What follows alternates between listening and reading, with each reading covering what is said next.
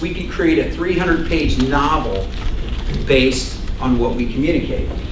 But the question is which of our words are really making a difference? Which of our words are really connecting with our intended audience? Which of our words are really helping to influence others?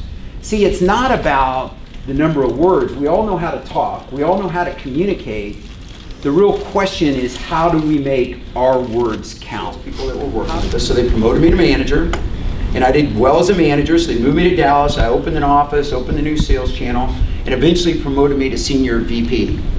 And we went through some turbulence. This was around 9/11. Some of you might remember that, and what it did to the tech industry, but it changed things a lot. We brought a new CEO in, we brought some new senior leadership into the company, and so I had a new boss, and the boss that I worked for was a guy from Paris, France, who I struggled to connect with.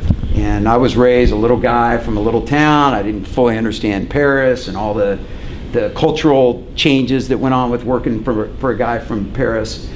And I didn't really put that much emphasis in connecting with him. And then he came to town, and I was flying, I'll never forget, I was flying to Chicago to meet with him. And I thought I was going over there for a planning meeting. I thought we were going to talk about how we were going to redo the territories and what have you.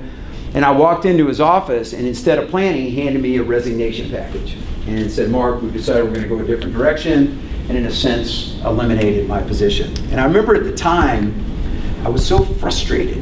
You know, I was so disappointed in myself, and I was so mad. And I thought, I mean, literally with that company, I thought I was going to be the CEO of that company one day. I mean, I really thought I was doing that good. Even in the tough times, it really kind of hit me out of the blue.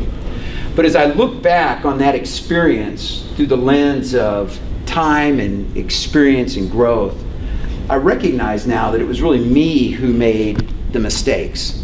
I mean, it was really, you know, my attitudes, and, you know, I had this philosophy that I was going to win no matter how much glass I broke in the process. And I broke a lot of relationships getting there. And as I look back and I think about it, there was really three things I think I could have done different. Number one, I was so focused on doing things my way that I drove a lot of people out of the business. So I had some turnover in my team that other teams weren't having, number one.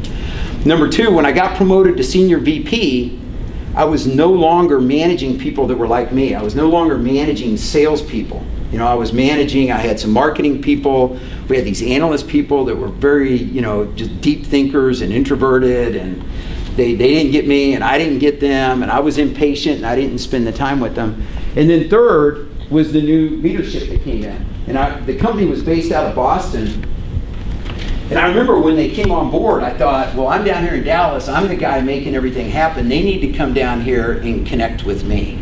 And I made a half-hearted attempt, and I thought, well, they'll eventually see the light and they'll eventually come down here and connect with me. Well, by the time we got to there, I was at the end of the road. Had I known these principles, had I known these practices, I could have been much more focused on connecting earlier, building those relationships earlier, and who knows, I'd maybe still be with the company helping them out today, but certainly my career would have lasted a lot longer than it did.